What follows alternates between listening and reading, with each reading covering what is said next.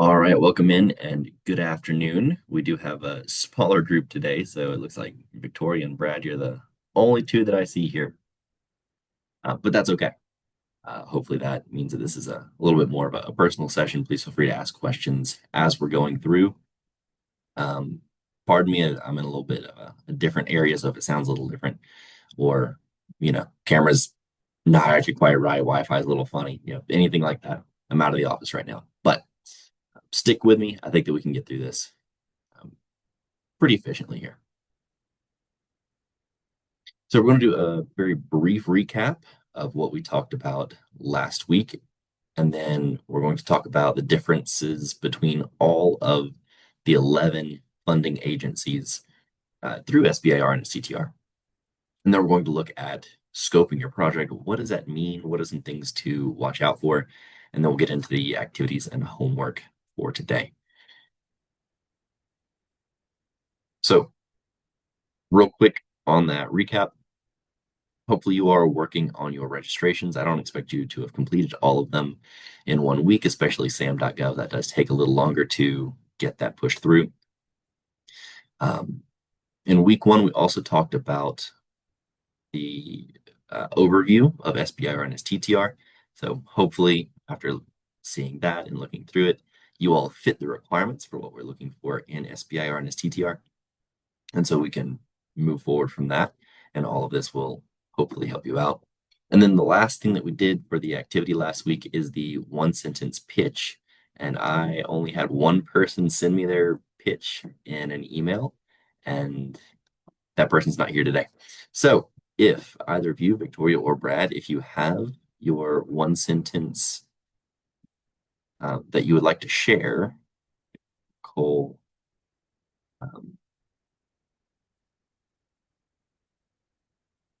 Oh, okay. No worries, Brad. All right, so Victoria, it's on you. If you have your one sentence pitch and if you'd like to share it, please feel free to do that. Yes, so I actually do have it here. I wrote two of them, but I decided to go with the second one just because the first one that I wrote was kind of longer. But it's basically my company, Space Cryo, is developing a CubeSat thermal validation platform to help aerospace companies and space agencies test in-space metal fabrication affordably and repeatedly with a low-cost system that validates a controlled alloy in melting in microgravity. Perfect. That fills in all the blanks exactly. And it's not super long. And last time we did this, and you've done a fantastic job with that. But last time I taught this course, I think everybody went to ChatGPT and just said, hey, this is what I do, make it fit this format. And they came out with just massive sentences. But no, that is a very nice, clean version of what this ought to be. And I think, um, yeah, I don't know where you are right now, but there's a conference going on. Actually, it's what I'm at, the PACA conference, that probably would be something that you want to look into if you haven't heard about it yet. But PACA, I think it's every year they have a conference here in Albuquerque. But I bring it up here now that we've talked about the one sentence pitch because I think that that would be a very strong pitch to walk around and network with. Awesome. Well, then let's jump into the heart of what we're getting into today. We're going to talk about the differences between all of these agencies. And you'll see a little bit later on once we actually break these agencies down one by one. There will be a lot of repeated ideas, but maybe worded a little bit differently. So I don't intend to drag you through it and just read everything on the slides. But I want to hopefully show you the highlights between the different agencies and things to watch out for. I believe I showed you the slide last week, but all of these are the agencies participating in SBIR. So all of these are SBIR. Those in this sort of silvery gray are also STTR. So they participate in both. Means that they are big enough that they have exceeded 1 billion in extramural R&D budget. And so they qualify for both programs. And I don't think that I showed you this one last week, but we've got all of the agencies here. And I'll go through and just give you a very brief concept of some of the things that they are looking for. NSF, I like to say, will fund anything that they think is cool. They are industry agnostic, so any sort of in innovation that you have that is industry disruptive, there's a good chance that they are interested. They are interested in anything that is high risk, high reward. They want you to come in with a project that very likely will fail. Um, that being said, you have to have a foundation for why you think it won't fail, but they want big ideas. They also tend to want somebody with a PhD on their team. They won't necessarily tell you that, but they do tend to appreciate seeing somebody with a PhD on your team. Department of War is similar in that they have a very broad range of things that they are interested in funding, but they have very specific topics. And we'll look at that in just a little bit as we're breaking all of these down in more detail. But when they present a topic, they have an actual need that they are facing right now and they need a solution for it. So, whereas NSF is very broad, you can pitch them anything. Department of War, they will fund across a very broad array of categories, but you have to answer a problem that they have found. NASA isn't always about flight, which, a lot of people, when you think about NASA, you think about the rockets, but anything that supports life here on Earth, they need versions of that for operating in space. So, really, anything that you can make function in space that currently is not functioning in space, they'd be interested. They tend not to purchase anything from you anymore. A lot of the actual rocket launches and things like that don't happen through NASA anymore. A lot of that happens through private industry, but they will create the topics for you so that you can get your funding through NASA, and then they will immediately connect you to the primes, the larger agencies that are actually doing the launches and things like that. So they know what's needed, and they're going to connect you to who actually would be purchasing from you. NIH is all things health. They are the only agency that wants to do human trials, or at least will allow human trials. You don't have to work with NIH. You don't have to have a human trial, but they're the only ones that will allow it. Department of Energy, all things energy. Actually, right now they are working on a new sort of pilot program. And so their first solicitation that has come out this year is a pilot program for what they call the Genesis Project, which is all about AI. So if you're working on AI stuff, Department of Energy actually now has an opening for you, whereas previously a lot of that would have probably gone to NSF or potentially to NIST. Department of Education, anything education. They've got two different tracks, and we'll really break this down in just a minute. But it could be something that's already created and is on the market, or it could be something that's brand new. And so either way, so the first one is considered commercial off-the-shelf technology, and the second one, of course, is your innovation. But they have an opportunity for you both ways there. Department of Homeland Security, you can kind of think about as a smaller Department of War, but they're looking at borders and infrastructure and really just protection of the nation. Department of Transportation, anything that moves. So planes, trains, automobiles, if it's related to that in any capacity, there's a chance that you could find an opening through Department of Transportation. They do function very differently in their SBIR application process than all of these others. We'll break down what that actually looks like in just a little bit. EPA is a smaller agency, but they are still around. I did see them earlier this year at a conference. They are still promoting their SBIR funding opportunities. But I will say, if you're interested in something that's environment related that EPA might be interested in, I would also encourage you to look at USDA and NOAA to see if they have topics that would also fit. Those are larger agencies that have more money to spend on you and to give you for your work. And if you can get in with one of them, there might be some more opportunities for you. USDA, of course, anything agriculture, but it's not necessarily just agriculture. It's a lot of rural community work as well. So if you have something that can support rural communities, there's an opportunity potentially for you in USDA. They also allow you to use commercial off-the-shelf technology. That's what you see here is COTS. With NOAA, They operate anywhere in the water column, so bottom of the ocean all the way up to the sort of lower levels of the atmosphere. If you've got technology that operates in that space, there might be an opportunity for you in NOAA. And then NIST is a little bit abstract in what they work on.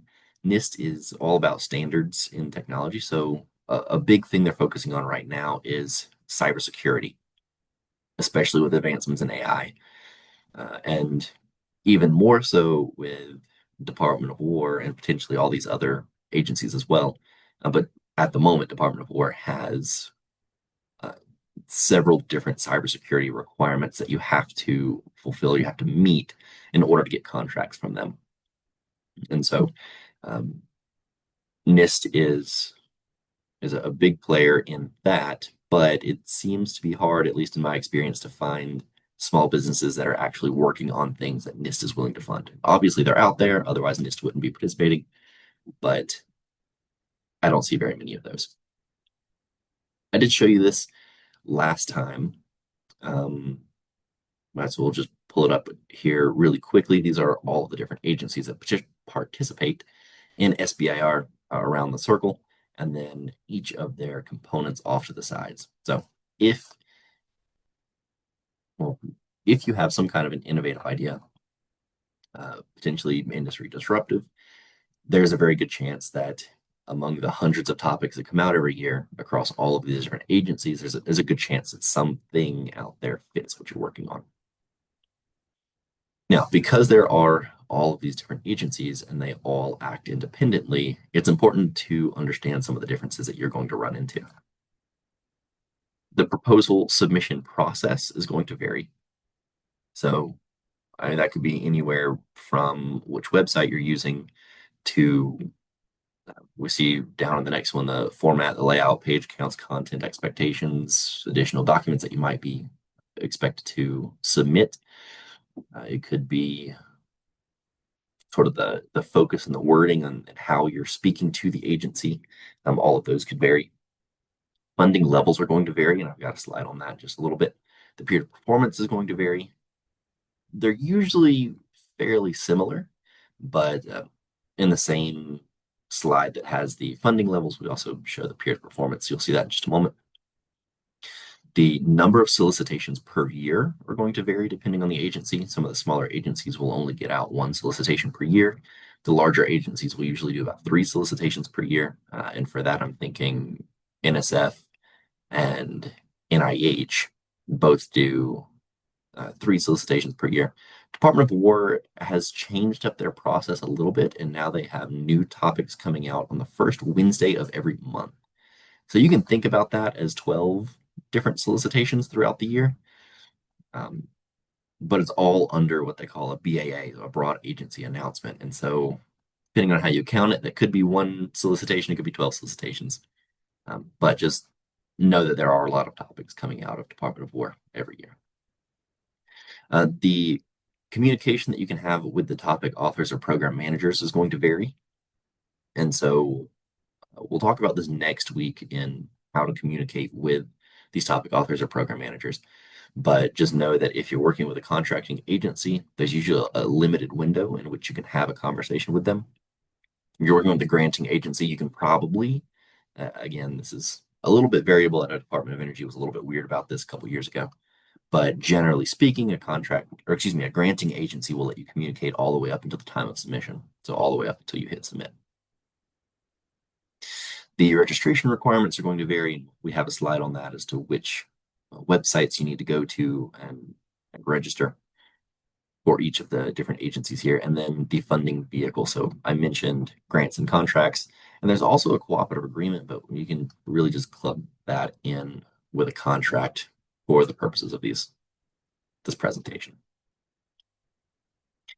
So these are all of the different agencies across the top here, and then the registrations or the websites that you'll need to go to.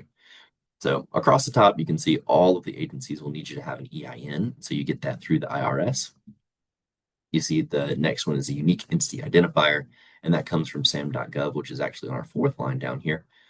On our third line, we have the SBA registration. So you'll need to go to SBIR.gov and register there, and then SAM.gov, which really SAM.gov needs to be on this list. You'll consider it the second thing. So the first thing you'll probably need to do is to go to the IRS and make sure that your business is registered and you have an EIN before you go to SAM.gov to be able to give SAM.gov all of your banking information to get your UEI. And then from the UEI, then you can go to SBA.gov. And so these top four all sort of go hand in hand. They're all sort of interlocking.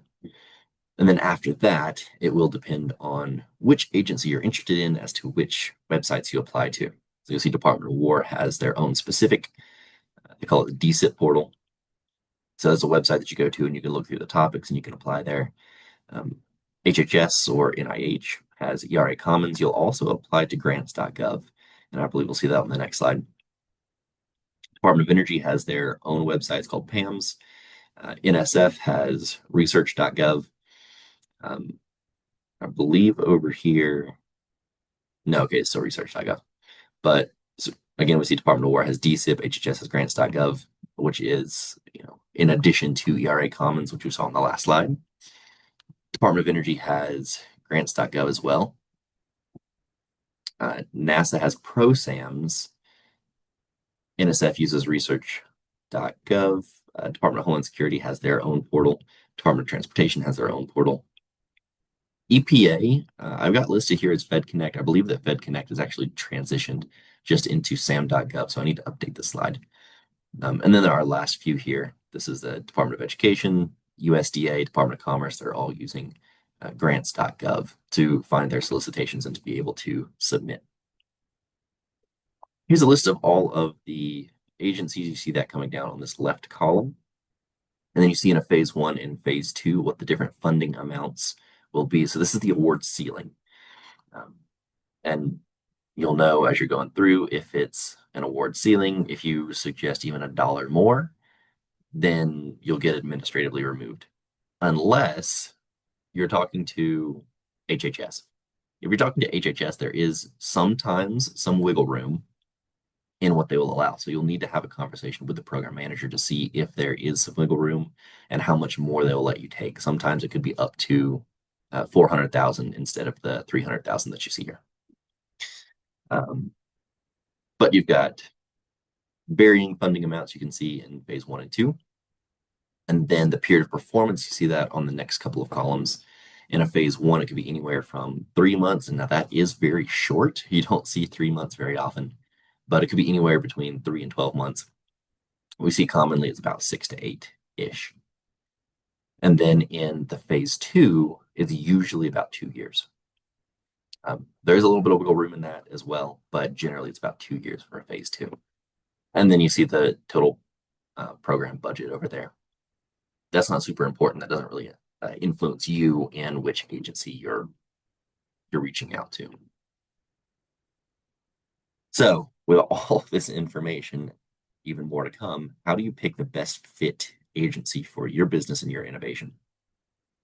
So the first thing that I would say is most businesses know who they would want to target. Just looking at this list, having a general idea of what each of these agencies are interested in, there's a very good chance that you know who you want to target. But we'll go through a couple of steps here, a couple things to think about. First is, which agency is interested in the topic you're working on, and we'll break that down in a little more detail across the next several slides. So that might give you a little bit better indication if you don't know already. If there are multiple agencies, and that's absolutely okay, you can definitely have multiple agencies you're interested in.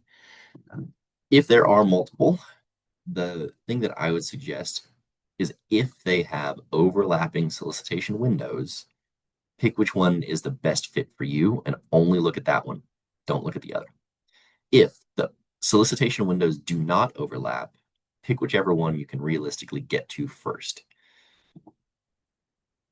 And by doing that, you can submit one, right? And then if you have time to hear back and if they give you some feedback, that's awesome.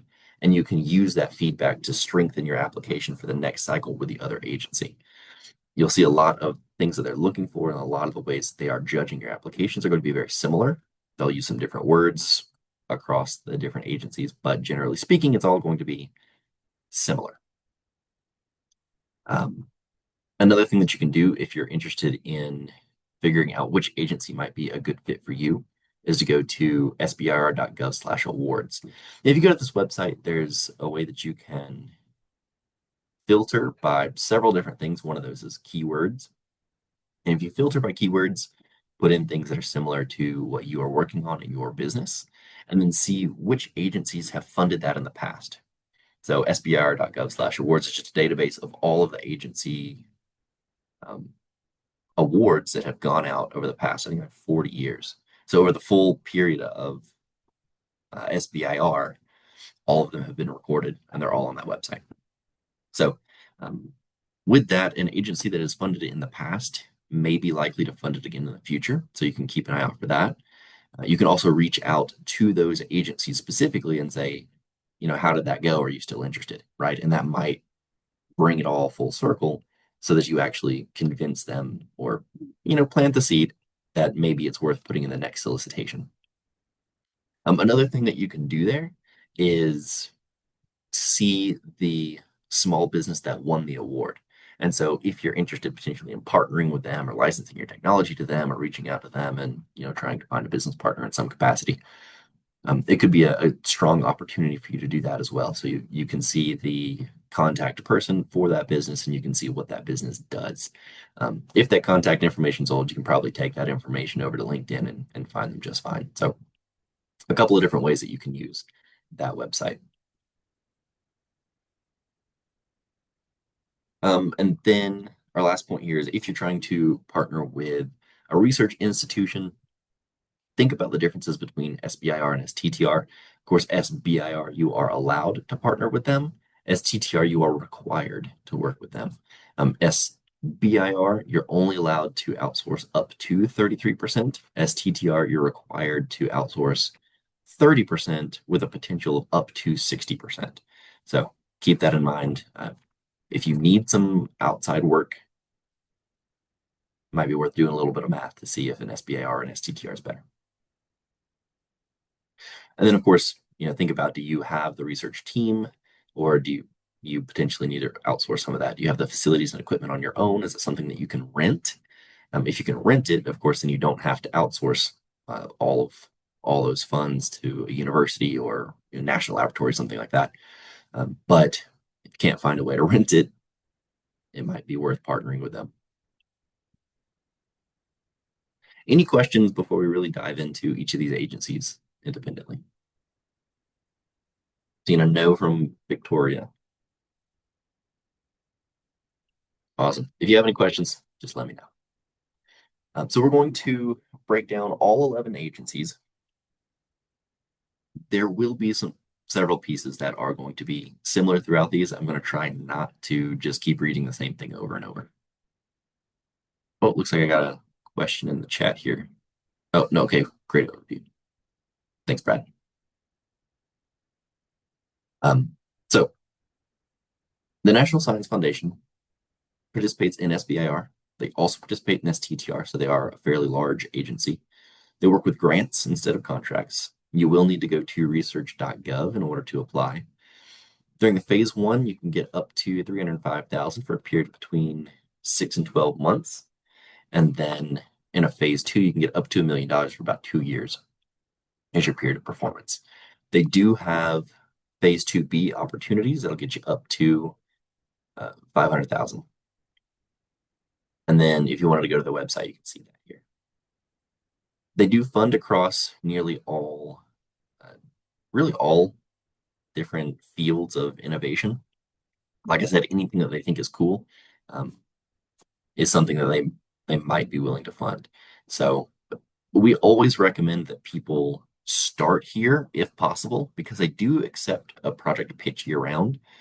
And so they are a little bit different in that they require you to submit a project pitch before you submit a full application. And they do this so that they can sort of weed out some of the applicants before they put in the full time to put in a massive application, right? It takes about 160 hours of dedicated time to put together a full application, whereas the project pitch is only about three-ish pages. And so it's really not a major effort on the part of the small business. And it gives the NSF an opportunity to look at what it is that you're proposing and say either, yes, please submit, or no, we don't think you're a good fit. Here are the reasons why. And if it's not a good fit and they tell you the reasons why, then you can use that to fix your project pitch and then resubmit later. So um, we do recommend a lot of people start with NSF. One thing to think about if you're going to go that route is all of the agencies are now required to have limitations on the number of solicitations that you are allowed to submit. And so NSF now has um, requirements that would restrict you to two project pitches per year and only three project pitches for the same work. So if you get told no three times in a row, come up with something else, is what they're really trying to tell you. Or go try and apply to a different agency. But I think that they have had a lot of trouble in the past with people that just kept submitting, and it was something that was not a good fit. And I have personally seen where some some clients will come in and their entire project pitch is AI generated and it's very vague and it doesn't have a whole lot of information. And if you submitted that to NSF, it's going to be a waste of time for their reviewers. So I think they're trying to cut down on some of that. But if you would like to talk to them, they do have office hours. You've got virtual office hours there. You can also reach out directly to their program managers and you can speak to them really at any point. I mentioned their project pitch. So here are the four categories that they're looking for in that project pitch. They've got the technology innovation, technological objectives and challenges, market opportunity, and then the company and team. And it's based on character count here.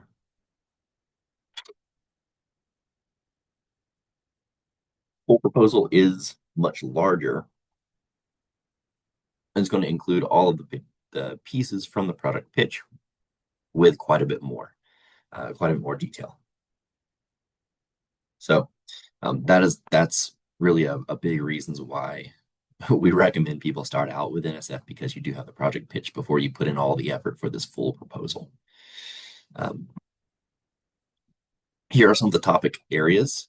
And so when you apply to NSF, if you're interested in working with them, you will pick one of these topic areas. Just pick whatever is the best fit for you. And if they decide that, you know what, maybe you actually fit in a different area better, doesn't matter. They'll move it for you. And so they'll find the best reviewers to fit your proposal. Um, and so I'm not going to read all of these out to you, but you can see that there are quite a few topic areas, and they actually just introduced a new one, which I need to add to this list, but it's laboratory equipment. So if you're working on laboratory equipment, they have a separate uh, designated subject for that now. With Department of War, you've got SBIR and STTR opportunities. They work with contracts, not grants. And so they will be a little bit more limited in the communication that you can have with them, but also they have very specific topics and they need you to fill a need that they have. It also means that there's a very strong chance that they will purchase your innovation from you at the end of your SBIR and STTR journey. So as soon as you get it developed, because you are filling a need that they have, they are likely to purchase from you. Real quick, I've got a comment here in the chat. It says, John, it seems that there used to be a lot more program directors at NSF than there are now. A number of them seem to have left. And I know they often rotate, in for 3 years, for example. But I hear one NSF program director suggested that they have lower staff now. Have you heard any details about staffing?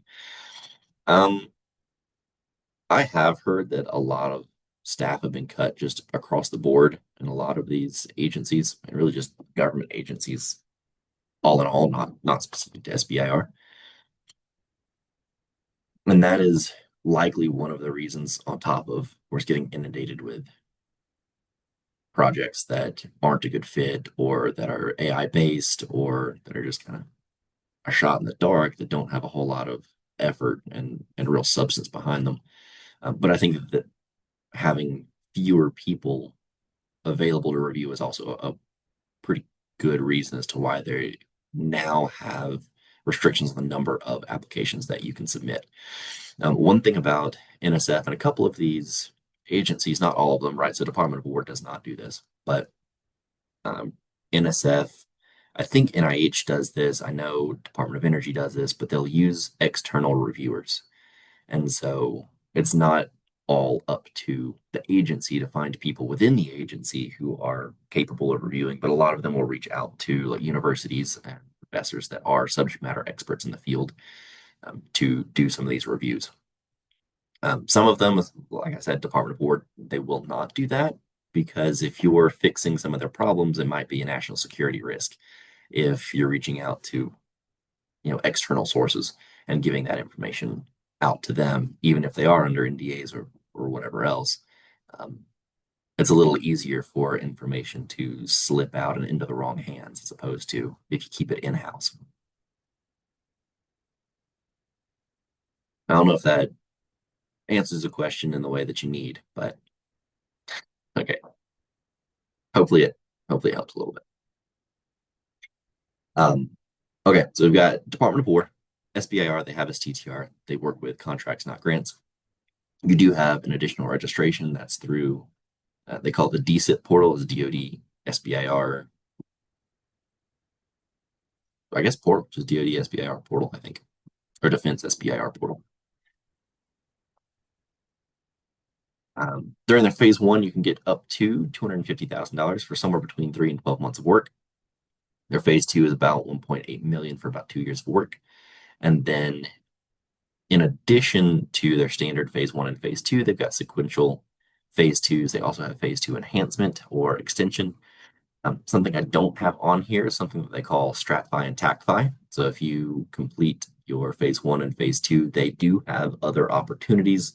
I believe that these are technically outside of SBIR, but StratFi and TACFi can give you, um, and I get the two mixed up, but I believe it's up to 5 million for, I think it's like 4 or 5 years of a period of performance. You just have to have um, matching funds as well. Good news is if you are in the state of New Mexico and if you get that far, then the state of New Mexico will actually help to match a lot of those funds. So, a big reason to potentially stay in New Mexico. But Department of War operates with something that we have not seen previously as a direct to phase two opportunity, meaning if you are farther along than a phase one, because remember, phase one is usually about feasibility. Phase you can jump straight to phase two if you're beyond feasibility testing just through your business and funding that you've gotten previously and work that you've already done. Um, it the burden of proof on actually showing them that you are beyond phase one is fairly substantial, but it is an opportunity that, if you need a larger pot of money, right? If you need to jump up to that 1.8 million in the 2 years period of performance and your feasibility is already done, if you're looking at 6, 7, 8 on the TRL scale, there's a chance that you can go direct to phase two. And there are a few different agencies that will do this. They've got 14 different components that they fund across. Um, we say that they have 3 submission windows. It might make more sense for me to update this and just say that they release new topics on the first Wednesday of every month. If you are interested in contacting them, each of the topics has a topic author listed. And if you're looking at it during the pre-release period, so all of these contracting agencies will have a period where you can see what the topics are, but you're not allowed to submit yet. And that's called the pre-release. And so you can contact them during the pre-release period, have conversations, and those are all private conversations. After that, as soon as they open up the submission portal for people to start submitting, you're no longer allowed to have those private conversations. From that point forward, all the conversations will happen on a public forum, and that will all be on the DSIP portal. They primarily use what they call specific contracts or traditional contracts, I think is what they're trying to call it now. But they do also have open topic opportunities. And so there's a chance, and we see this more through Air Force than some of the others, but there is a push now for all these other different components to start offering more open topic opportunities. Meaning, if you, as a small business, see a problem that they have not realized and they have not created a specific topic for yet, you can pitch it to them, but you have to tell them what their problem is in a way that convinces them that they actually have the problem and that you understand the problem.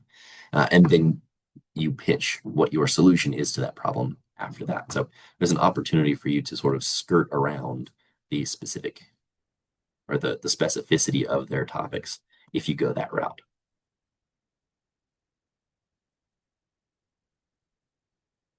And so we see the different components here, at least some of them. I believe we've got more on the next slide. Army, Navy, Air Force, DARPA, Missile Defense Agency.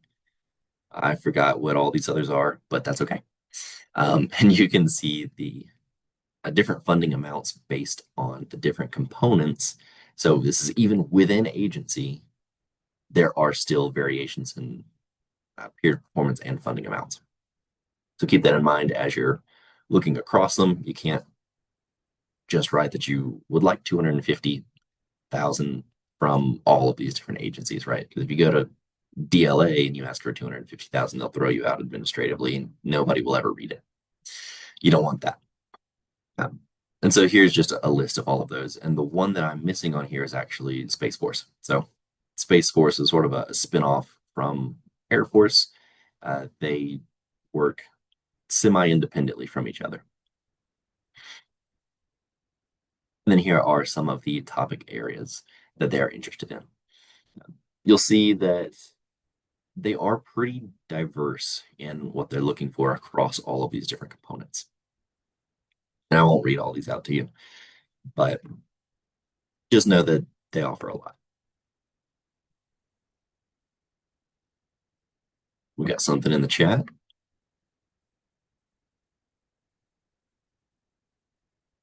Can you talk a little bit more about Space Force and if they're doing SBIRs and STTRs or SBIR and STTR?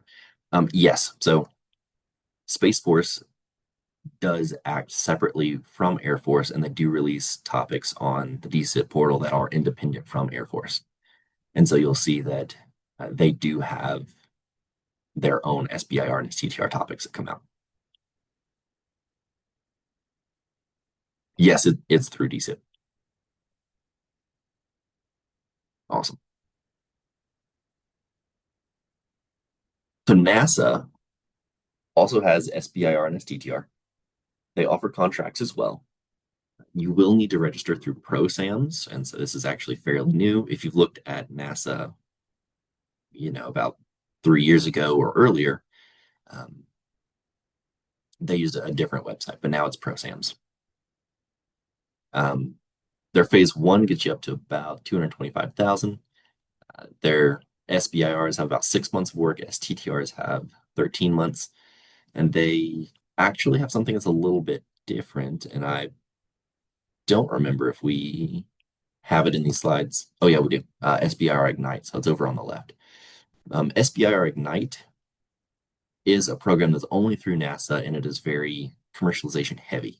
So whereas generally, you go to a phase one and there's, um, they give you 6-ish, 8-ish months of a period of performance to do your feasibility testing, and they're not really going to fight with you on how much time you're taking. SBR Ignite, they want you out the door as fast as possible. They want you to commercialize as quickly as possible. That's not to say that they're going to, take away time that you need, but they're going to try to work with you and find ways to coach you to move faster, or, potentially if they have resources or people that would be beneficial for you to talk to, they're going to try and make those connections for you faster because they want that technology out the door quickly. It's just a little bit different from their standard. They do have a standard SBIR that doesn't do that, and the period of performance is usually longer for the standard solicitation cycles. In their phase two, you can get up to let's call it 1.3 million roughly for about 2 years of work. And they do have follow-on phase two opportunities. They also have CCRPP, which I've forgotten what this stands for, but it's another funding opportunity. And then they very recently, actually just this year, now have the opportunity to do direct phase two. So similar to what we talked about with Department of War, if you are a little farther along on your technology readiness level, there's a chance that you can skip that phase one and just go straight into a phase two. They do have funding across multiple focus areas. As I mentioned, of course, they've got flight and aerospace and rockets, but they also have really anything that sustains life here on Earth if you can make it applicable into space. They're looking for that as well. If you would like to contact them, they have a blackout period once the solicitation opens, so you'll need to make contact with them before the solicitation opens up. And that could be pre-release or it could be anytime really before that uh, open period. You can just reach out and have a conversation and talk to somebody that works at NASA to see if they're interested in what you're working on. The proposal requirements, I won't read all of these out. You'll see that these are pretty similar across all of the agencies. But just in general, you're going to have an opportunity to talk about the technology and what it is that you're doing. You'll have to explain the challenges that you're going to face.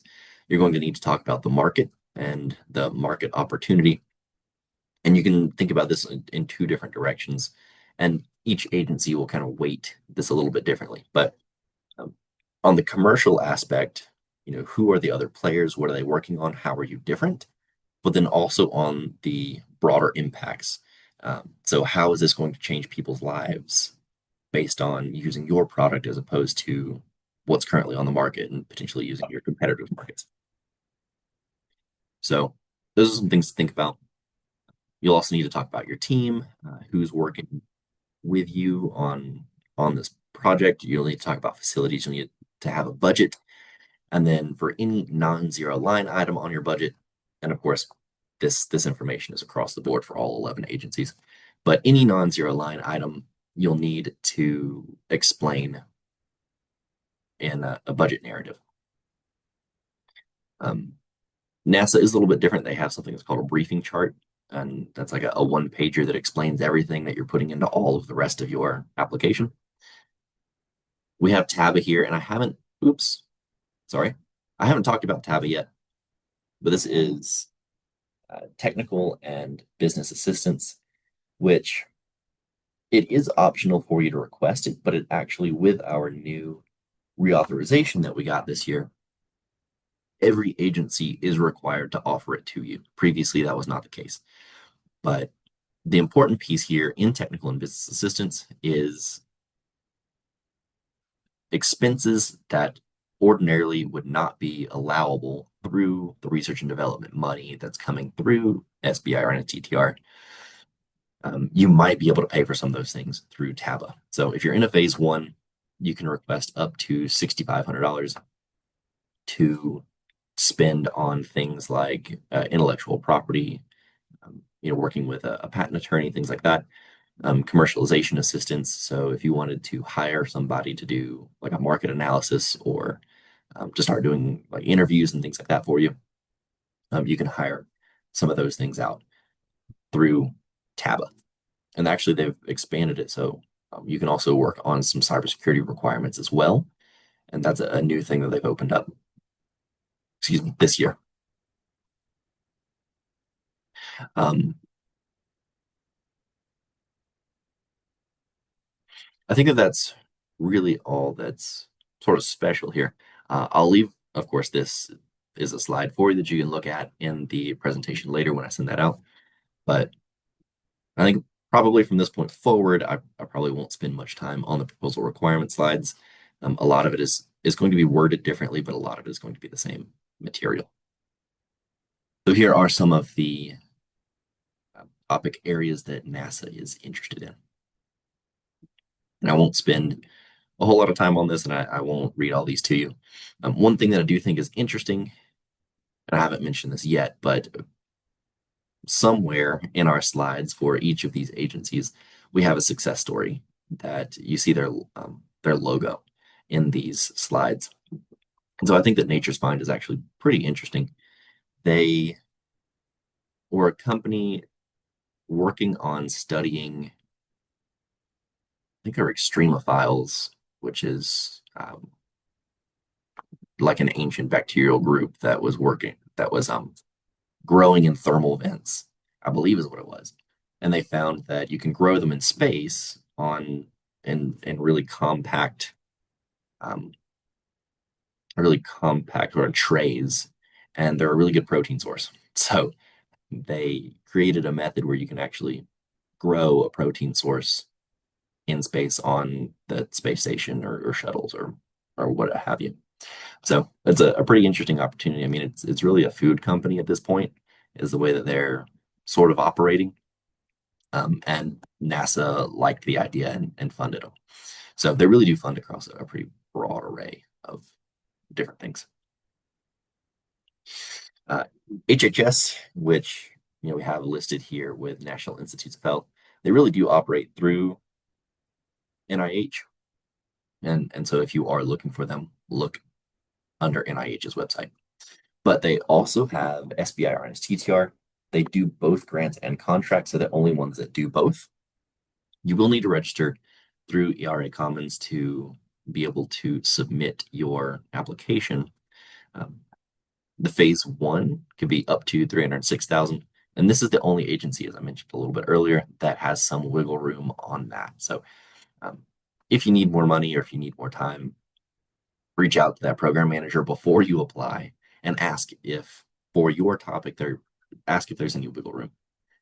There are several different components that are all feeding into it, and so depending on how much money they have and what their directives are, that's where the possibility of some wiggle room would come from. Their phase two is up to $2 million for 2 years. They have a fast track option, which is different from what we've looked at before. Fast track allows you to apply for a phase one and phase two at the same time. So if you're doing that, I believe that there is a requirement where you have to have technology or an innovation that has been funded through a different NIH program in the past, and you're now using that to try and move through SBIR a little faster. And so if you're doing that, um, it is all of the same requirements that you would have to put into a phase one application and a phase two application. They really are it's all the same, but you just get to submit two applications at the same time. So that's a little bit different. They have a direct phase two opportunity. They do have phase 2B, which is like a follow on. And they also have CRP. So there's a commercialization readiness pilot, which helps you get connected to industry a little bit faster. Um, I don't remember if there is funding connected to that, but they will help you get out and get connected to potential end users faster that way. And then it looks like I doubled up on writing direct to phase two. So I'll take that out of the slides. They do fund across 24 different participating, they call them institutes or centers. And so we've got the list of those on an earlier slide. We might have it on the next slide too. They do have multiple solicitation windows per year, so there's typically 3. And then if you're interested in contacting them, we've got their website here for you as well. And so here are all of the different institutes that they fund across. And so you'd see, of course, the National Institutes of Health here, and they've got 24 different components just in the National Institutes of Health. And then they've got these 3 that are adding to it on top of the 24 through NIH.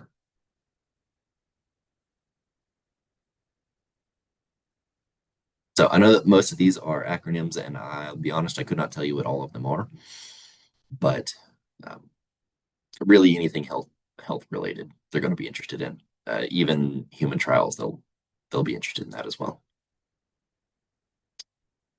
If you're looking at Department of Energy, they have SBIR and STTR. They operate through grants, and they actually this year, like I mentioned earlier, are redoing their entire process. So working with Department of Energy, they now are going to use a project pitch, which is a little bit new. And if they like your project pitch, they're going to operate as NIH, or excuse me, NSF does, where they will invite you for a full proposal. If you're invited to a full proposal and you succeed, and like you get through and you're awarded, you will not have to submit another proposal. So you do not have to submit a proposal for phase two, is the new way that they are functioning. So they'll have a conversation on their end. Internally, they'll also have a conversation with you, assuming that you had a successful phase one, and then they will make a decision as to offer you a phase two or not. And you don't have to fill out a new application. Their phase ones are up to $250,000 for 12 months. Uh, phase twos are up to 2 million for 2 years. And then this year, they actually now have introduced a direct phase two opportunity. They do have follow-on phase two funding. So there's a phase 2A and phase 2B. These are different. So depending on what it is that you're working on will depend on which one of these you choose. And then they have a phase 2C. So regardless of A or B, you can get another phase two and a phase 2C. But I believe that comes with requirements for external matching funds.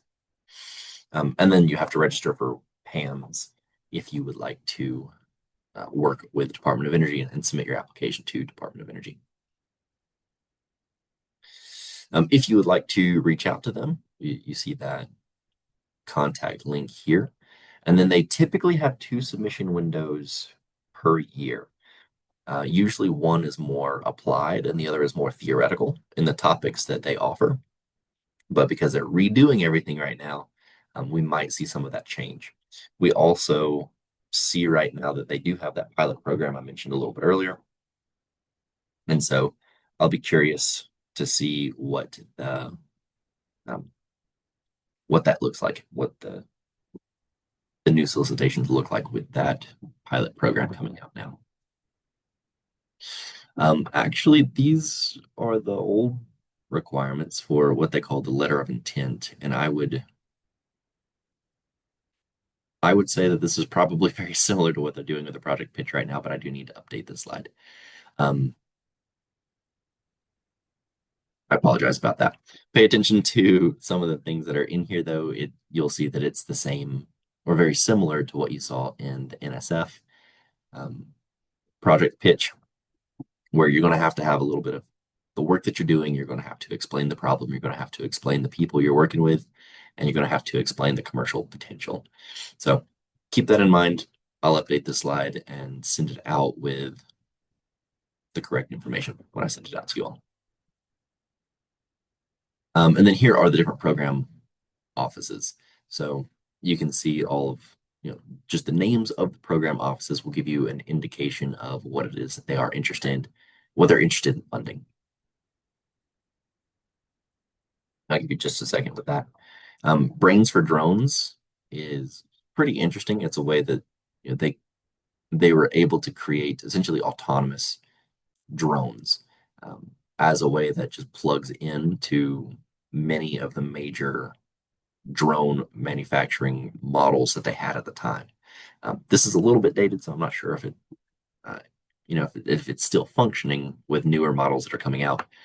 But as a way to plug into the drones and use the software that already exists, and they were able to send drones out to check power lines and things like that to see if there was anything that needed to be serviced in areas that were very hard to get to. So it saved a lot of time, a lot of manpower, and if there are any potential hazards along the way, if trees fell on power lines or things like that, you didn't send somebody out just to get stuck potentially in an area where they have no cell service, and then they would have to come back to an area where they do have service to radio back to get some support on fixing the problem. So this is a lot faster and a lot safer. And we see some of the topics that they're interested in funding here. That could be clean energy, it could be nuclear security. We've also got basic energy and engineering sciences. So, like I mentioned, they've got theoretical, and they've got applied innovations here. Department of Education is a little bit smaller, and last I heard, they are still going to have an SBIR program, but there was talks of it being moved to a different department. And so it would still be education innovation, but potentially it'd be housed under one of the other agencies. I haven't seen that yet, but that's what people were saying last year, and I haven't heard anything new yet. So this coming September, there's a big SBIR conference, and I plan to go and ask everybody about it to see what's happening. But this is the best information I've got for you at the moment. They do participate in SBIR, but they're not big enough for STTR, so they don't do that. They operate with contracts, not grants. They don't have any additional registration. You'll just use sam.gov. The phase one is up to 250,000 for 8 months of work. Phase two is up to $1 million for 2 years of work. And then they do have direct phase two opportunities. You can see their website here, and they fund emerging innovations that help with learning. And you can see that some of the things that they look at are maybe a little bit non-conventional. So you got potentially using games, different assessments. You've got virtual reality, augmented reality, 3D printing, simulations, things like that. So how do you introduce new technology into the classroom? They usually have one solicitation window. And if you are interested in contacting them, they have a contact person that's listed in their BAA or their broad agency announcement solicitation. You can also meet virtually with the program manager to discuss proposal ideas and questions. You got that website here. The full proposal is going to cover many of the same things that we talked about previously. One major difference with the Department of Education is you have to have a letter of agreement to participate in phase one research and development. So if you're interested in the Department of Education, you do have to go out to a school district or potentially an individual school. I think usually a school district is what people try to get. And you need a letter of agreement for them to participate in the work that you're doing.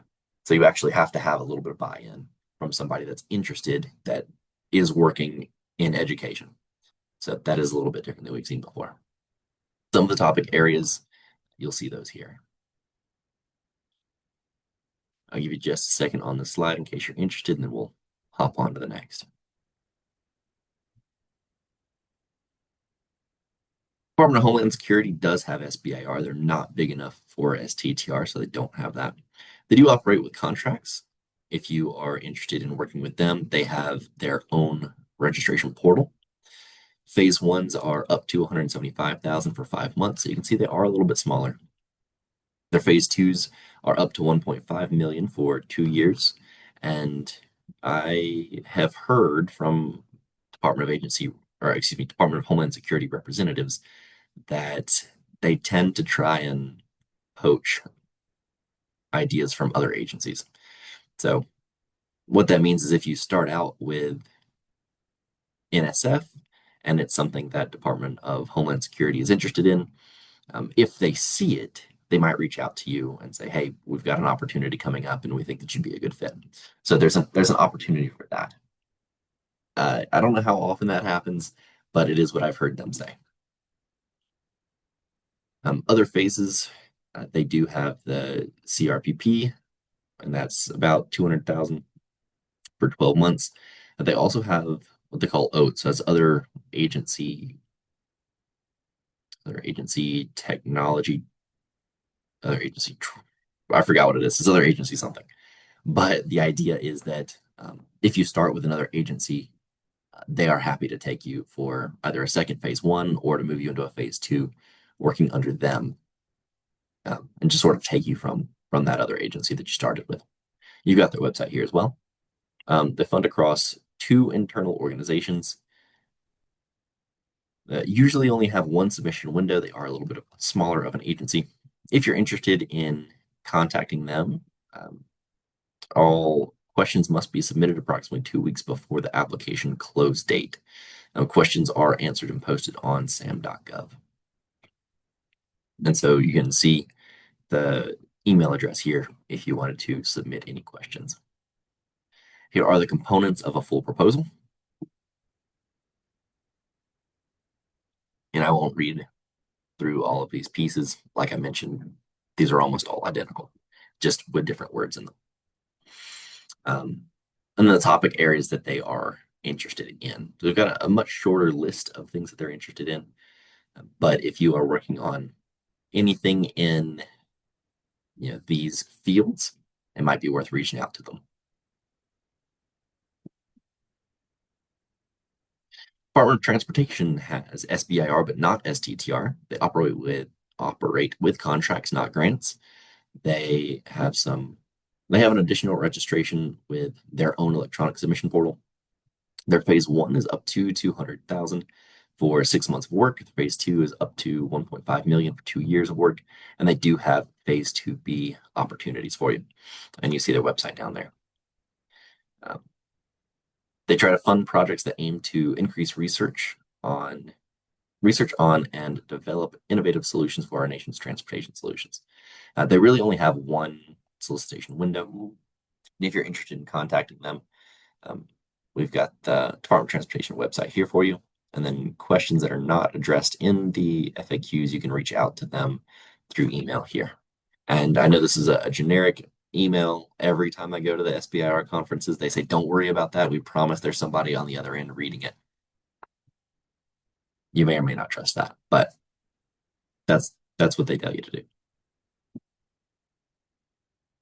Full proposal is going to have all of these different pieces, and they do have something that's a little bit different. So when you are working with the Department of Transportation, you have a full proposal and a project pitch, but the order in which you will present them is reversed to what we've seen before. So you'll submit your full proposal and they'll go through and evaluate. If they like it, they will invite you to a project pitch. And when you do your project pitch, you in person show up with a slide deck and you actually pitch to a room full of federal representatives from different areas within the Department of Transportation. And so if you get through the full proposal, if they read through that and they like it, and then if you get through the project pitch, then they will offer you the award after that. So here are the different operating administrations under the Department of Transportation. You can see there are several different pieces under here. So they fund across a decently wide array.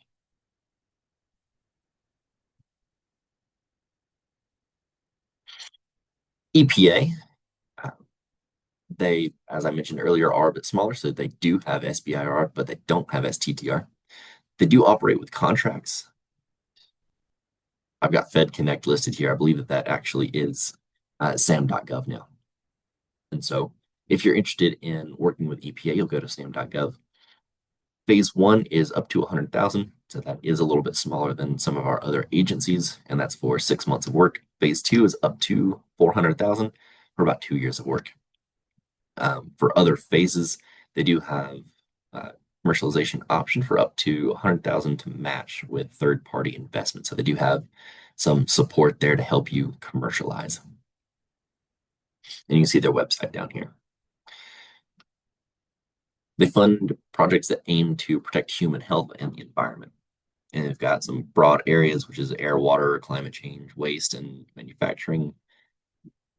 Really anything to help out the environment.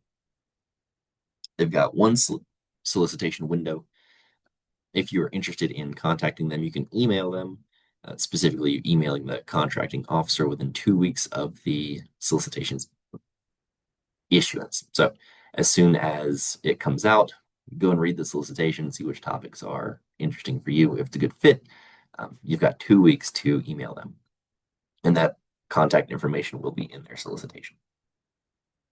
Here are the components of their proposal and some areas that they are interested in funding. The USDA participates in SBIR, and then actually a couple years ago, they graduated to participating in STTR as well. So they got so large that now they participate in both. They offer grants. You can find those opportunities on grants.gov. In a phase one, you can get anywhere between 125,000 up to 175,000. And the reason why there's a difference is they have two topic areas. I believe it's 2 out of 12. We'll look on the next couple slides. We should have it. But there are two topic areas that will allow you to use commercial off-the-shelf technology. And if you're using commercial off-the-shelf, and that is just something that already exists, they give less funding for that. So that's why you see the difference in funding here. But that usually runs for about 8 months if it's an SBIR, 12 months for STTR. And in a phase two, you see up to 650,000 for about 2 years of work. Now, they don't have any other phases, at least not yet, that we might see some changes coming up shortly. And then you've got their website there as well. So they fund innovations that support high quality research related to important scientific problems and opportunities in food and agriculture, and really um, rural communities as well. So you've got food, you've got food could be animals or plants, and then you also have rural communities and health with rural communities. We'll look at that in just a minute. They've got one solicitation per year, and then if you want to contact them, the program director's information is in their solicitation. They call that the NOFO. NOFO is Notice of Funding Opportunity. So here's their full proposal and the different components that are in that. And then some of the topic areas they're interested in.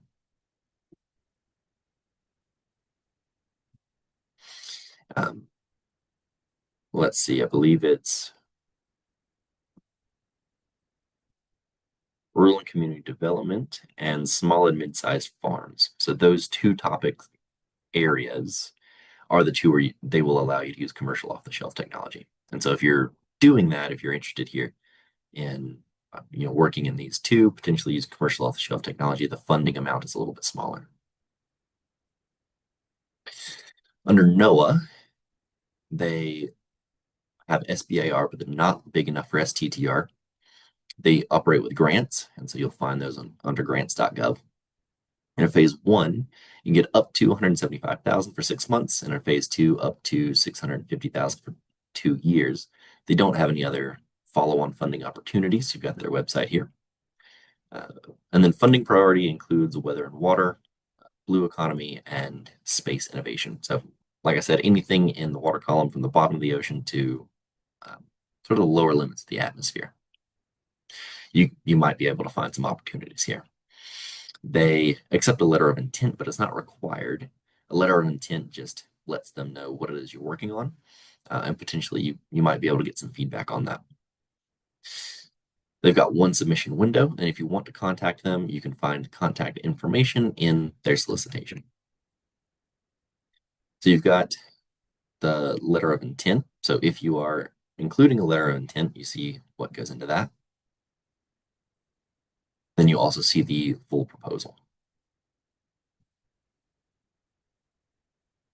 which is, again, all the same. We just have the forms labeled out here, but you see this in nearly every application. Then here are some of the topic areas that they are interested in.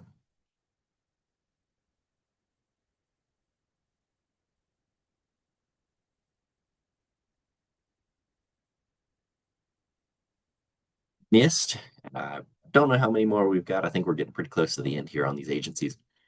But NIST participates in SBIR, not STTR. You can find their opportunities on grants.gov. They only offer grants.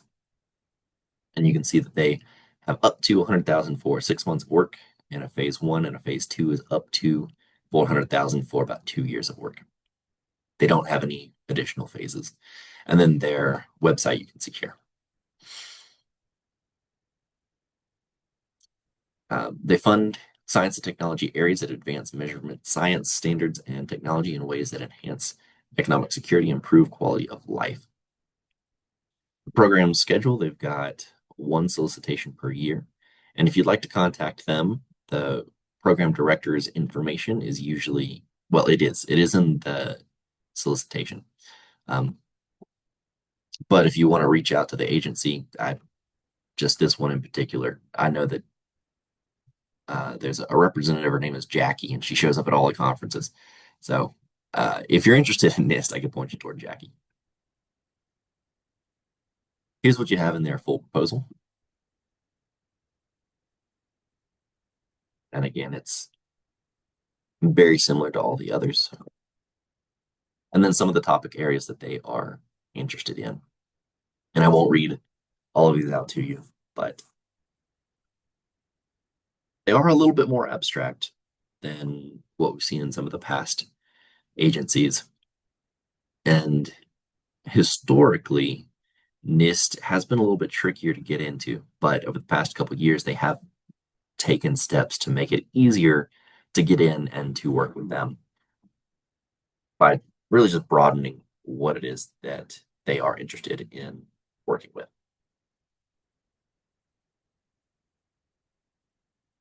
Okay, that was a lot of information. Do y'all have any questions?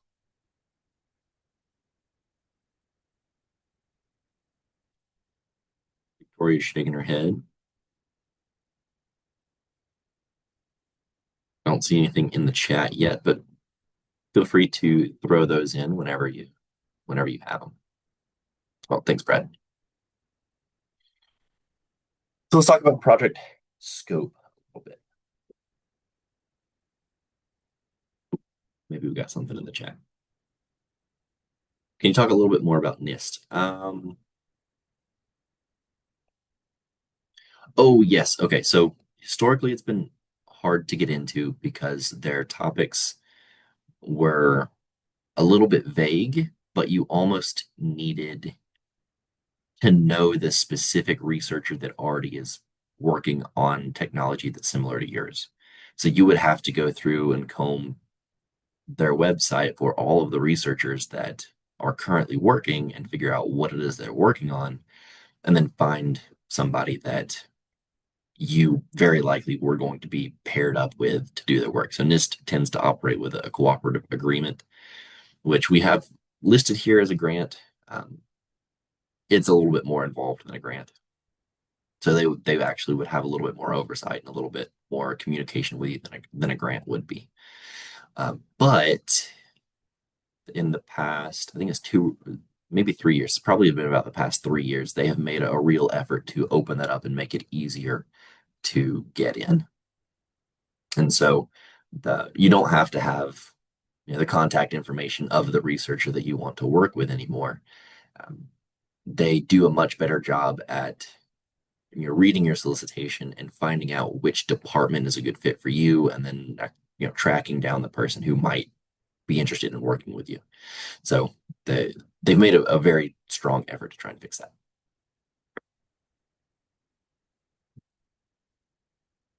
Okay, let's get into scoping your project, and hopefully I won't drag it out for too much longer. I know that was a lot of information in that last piece.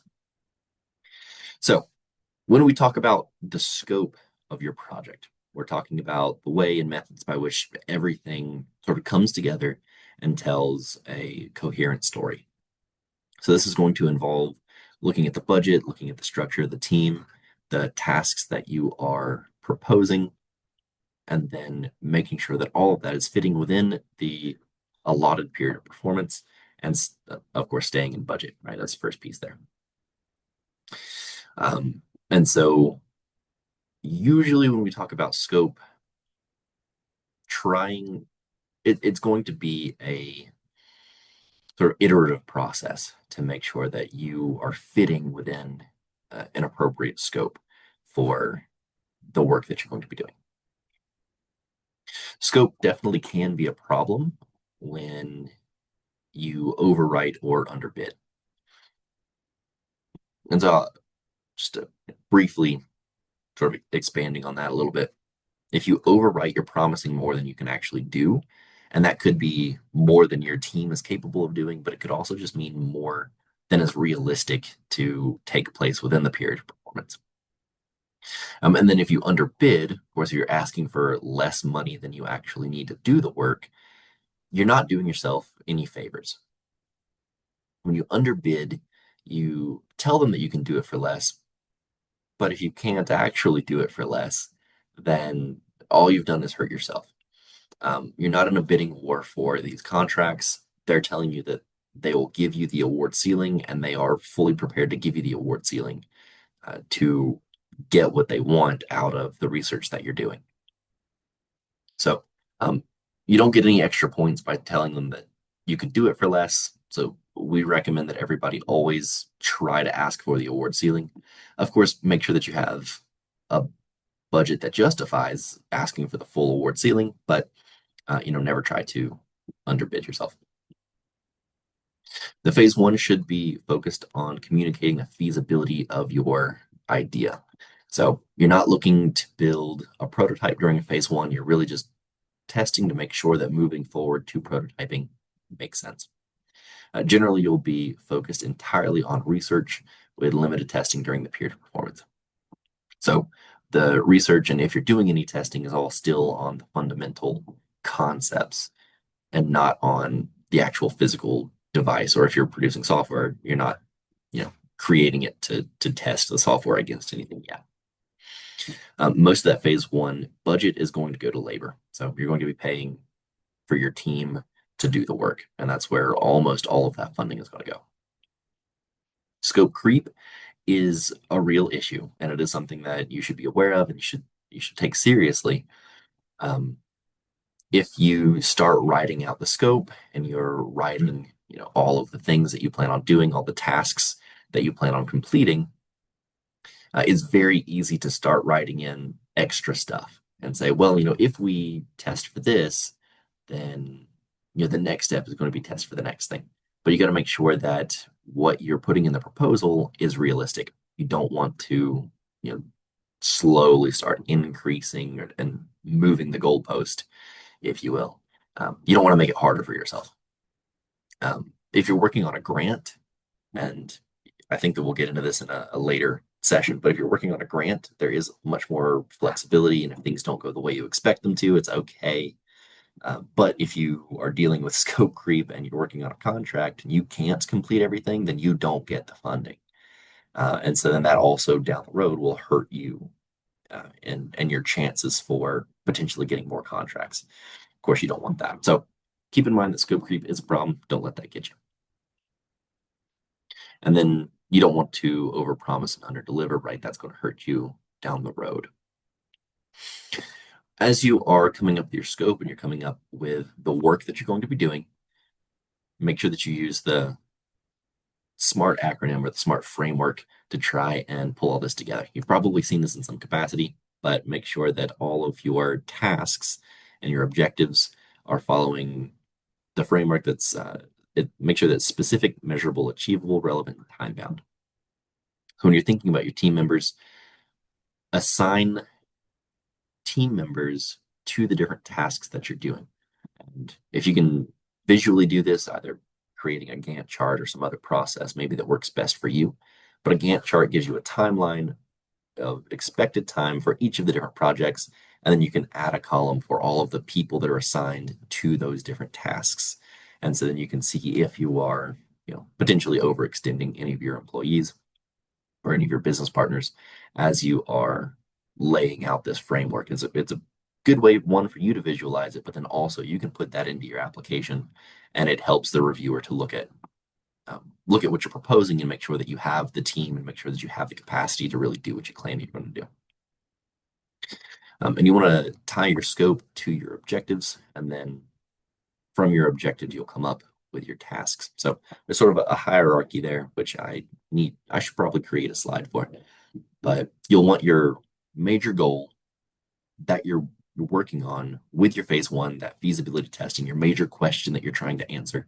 Break that down into about 2 or 3 different technical objectives. And then each of those technical objectives, you want to make sure that they are independent from one another. You don't want to have them linked up so that you have to complete one before the next one is possible. Something is bound to go wrong if you do that. But each of those technical objectives, then you break down into the specific tasks. And so you can think about that as your framework for how you build these out. But we've got some examples here for you, potentially a little bit silly of an example, but um, one thing that you might write for a technical objective is to perform material testing on anti-ballistic collision plating that would not increase the overall weight or aerodynamic profile of a 1982 Pontiac Firebird Trans Am. I don't know why you would want to do that, but it's an example of one way that you could be writing your technical objectives. Um, Actually, I think that you could probably work in a little bit more of the smart framework into this and make it a little more smart, if you will. Um, your technical objectives should be focused on the ultimate goal of ascertaining the feasibility. So making sure that you have that one big feasibility question, and then everything is feeding into the answers that you need to make sure that your feasibility question is taken care of. And then structuring your technical objectives. When creating those technical objectives, you need to lead toward tasks where you're testing and verifying your innovation, making sure that it's going to work, right? So you've got your big feasibility question, you're breaking that down into the objectives, and so all of your objectives, of course, following the SMART goal, should answer some part of your major challenge, some part of that major feasibility piece that you're working on. So your tasks, which are going to be sort of the subset of your objectives, these are the actual actions that you're going to be doing. You should have a clear understanding of what those steps are going to be and who's going to be doing them, where they're going to be performed, and how they're going to get done. So make sure that you have appropriate people on your team who will be able to complete those tasks.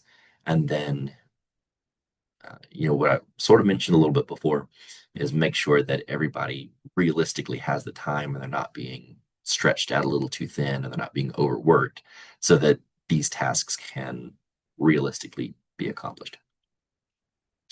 Your work plan and budget are going to be based on these technical objectives. So, a couple questions to keep in mind. How much is it going to cost to do each of these things? How long is it going to take for you to do them? And how will you verify the results of the experiment? So this is a great point to bring in the subcontract if you're interested in subcontracting some of that work. Start talking to those research institutions to see if you can get their expertise. So potentially working with professors or researchers that work at universities, national laboratories, any nonprofit with a research focus counts. And so there's an opportunity for you to work with them. And you can use their testing facilities, you can use their equipment, and so on. Something to keep in mind is they are generally pretty expensive to work with. And so if you want to work with a national laboratory or if you want to work with a university, first start that conversation as early as you can. As soon as you think that you might want to work with them, start asking questions, start figuring out who's going to be your best point of contact because there's a lot of paperwork involved to work with a research institution. But then also you're going to need to get the budget, the key personnel information from them just the same as you would get from your own business. And so there's, of course, more paperwork on top of all of that. And I don't know when the last time all of you were working with professors was, but professors tend to move pretty slowly on stuff. Um, at least that's been my experience. So keep that in mind as well. Make sure that you are solving the problem. So the ultimate goal of phase one should be to address a critical challenge or problem with the innovation. And this is your big feasibility question that you're coming into your phase one with, knowing that this is where all of your money and all of your time is going to go is to answering the feasibility question. So think about the key obstacles that you'll have to overcome, and then what has to be tested and understood before you can really move forward onto that next step of prototyping. There should be a clear path forward at the end of your phase one. So if you are thinking about your innovation and what is standing in your way, when you get done with your phase one, once you get done answering your feasibility question, what's next? It should be pretty clear that you're thinking about next steps and even really writing in or hinting to what your next steps are going to be while you're writing your phase one application. You can be expected to continue development activities in the interim. I mean, there's a possibility that you go back and do another phase one, or you can jump to a phase two after that phase one is completed. Alternatively, there's a chance that you get to the end of your phase one and you realize that whatever your feasibility question is not something that you can realistically overcome. And so it might be that you get to the end and go, "Ooh, this is not worth moving forward on." And if that's the case, I mean, you've won, right? That's really the whole goal is to identify, is it worth moving on to that prototyping stage? And sometimes the answer is no. Um, you are allowed to jump between agencies. So if you start out with NSF, you are allowed to go to something else like USDA if you see that there's a better fit between the phase one and phase two of those agencies. The only caveat is NSF is a little bit weird, and they will not allow you to start somewhere else with a phase one and then move into a phase two with NSF. If they're going to give you $2 million for a phase two, they want you to start out with them from the beginning. I think it's a little bit about they just want to keep their portfolio intact, I think is what it is. But um, that's the only caveat to the rule. So if you start out NSF, you can move out to anywhere else. Any of the other agencies, if you start with Department of War and then you move over to EPA for whatever reason, you're definitely allowed to, like you're completely allowed to do that, right? Through phase one and phase two. You're also allowed to switch between SBIR and STTR. So you're allowed to move from maybe an SBIR with NSF if that's what you're interested in, if that's what makes the most sense for your business, if you can do the feasibility testing on your own. But if you need to outsource more work, then it might make sense for you to look at an STTR when you're going into the next step, right? Or vice versa, right? You might start out needing to outsource more work in a phase one as opposed to a phase two, and you're allowed to switch back and forth on those as well. Similar with contracts. So if you start out with a contract in a phase one and you want to go to a grant in a phase two, you're more than welcome to do that, right? And that's sort of a switching between agencies, but you're also allowed to switch between funding opportunities. For many of these agencies, you'll need to talk about the direction of your phase two while you're still in that phase one. And so, assuming your phase one is successful, what are you going to do next? What are going to be those next steps? How are you going to continue down that path? How do you need to grow your team and business? Your end goal should always be commercialization of the technology that you're working on. So the commercial potential is going to be a cornerstone of SBIR and STTR. Okay, that is the new information that I'm going to throw at you for this week. And I think we've got a little bit of time left. Do we have any questions before jumping into activities and homework? Looks like no. Okay. Again, feel free to speak up or put it in the chat if you have any questions. But this week, start looking at solicitations from agencies that you're interested in. So if you know who you want to work with, reach out to, or you don't have to reach out. Go and check out the website for the agency. Go and check out the website for the agency that you're interested in. And there's a very strong chance that they will have old solicitations there for you if they don't have a current solicitation active right now. If they do have an active solicitation right now, take a look at what the topics are and see which one you would be interested in applying to. I'm not asking you to apply to any of them, but start getting in some practice about how you're going to find the agency, how you're going to find the topic, and see what topics that agency is actually interested in. If you can't find it, let me know. Some of the websites are a little bit tricky to navigate. I'm happy to walk you through that or send you the links for those agencies. Also, they don't always have old solicitations available. And if that's the case, then I probably have a backlog of them somewhere. So let me know if you're having any trouble finding that, and I can help you out. As you are looking at those agencies, I want you to think about and answer these questions. What are the technical risks and unknowns associated with your innovation? What is the technical feasibility question to be addressed in the project? What is your project plan that addresses and it clearly answers the objectives? What will you measure for success? And then how do you validate that? And then what will you know if the phase one feasibility study is successful? So if you get to the end of the phase one, what does that really get you? Are you then in a position to move forward on a phase two? Now, you don't actually have to turn in answers to all of those questions. I just want you to think about them as you are looking through these different agencies. And I believe in the Google Drive that I sent out, and I'll send it out again. I'll just kind of rinse and repeat that follow-up email for you all. Um, there should be a list in there of all the different agencies. And if you just go through, and I believe it's like a yes or no kind of answer in the boxes.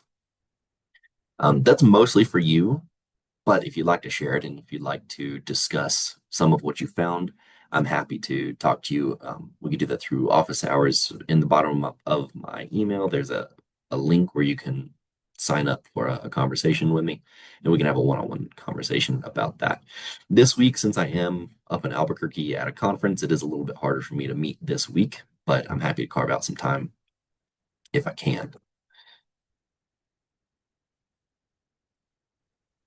Let's see here. So next week we are working on communication with agency program managers.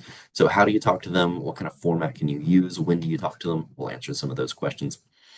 And then we'll also look at proposal writing one-on-one. So this is a little bit more about leaving the academic writing, if that's what you're familiar with, and get a little bit more into sort of business writing. Grant writing is a little bit different, especially if you have commercialization as one of the sort of major cornerstones of the grant that you are working on. So we'll talk about some tips and tricks there. Here's my information. And then once again, if you are working on your SAM registration, Apex Accelerator is a fantastic resource to help you out. And beyond just working on the SAM registration, Apex Accelerator has a lot of other government acquisition opportunities. So they can tell you a little bit about SBIR stuff, but that's really sort of my specialty. But they are on government acquisition. So they can scour federal, state, local, tribal opportunities. And if you can, sell something or fill out a contract and, act on that for the government, um, these guys can help you out and find those opportunities and help you fill out the forms and things like that. So by next week, I hope that all of you have completed that list and you have a strong understanding of which agencies are the best fit for you. And again, feel free to reach out and schedule a meeting if you'd like to talk about that. Let me know if you're having trouble finding solicitations. And I can probably point you in the right direction or maybe just send you an old solicitation. With that, you've got about 20 minutes left and I'll give that back to you so you can do with that what you will. Let me know if you've got any questions. I'll hang out for just a couple minutes before we close out. But if you don't have any questions, I will see you next week.